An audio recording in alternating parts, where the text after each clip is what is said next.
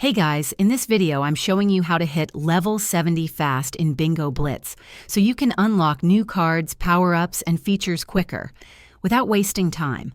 First off, play every daily challenge. These give big XP boosts and help you level up faster when completed regularly. Next, use XP boosters whenever possible. If you get one from rewards or events, save it for a bingo streak or longer session to maximize gains. Here's a pro tip. Complete goals in the Achievements tab. Many of them reward bonus XP and coins, especially early on when each point counts. Don't miss out on limited-time XP events. During these, you earn double or even triple XP just for playing normal games. Also, invite friends or join a club. Some social features give daily XP bonuses just for logging in with your squad. So should you feel stuck leveling up? Not anymore.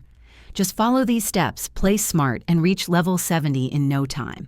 Let me know in the comments what level you're on now and how fast you leveled up using these tips.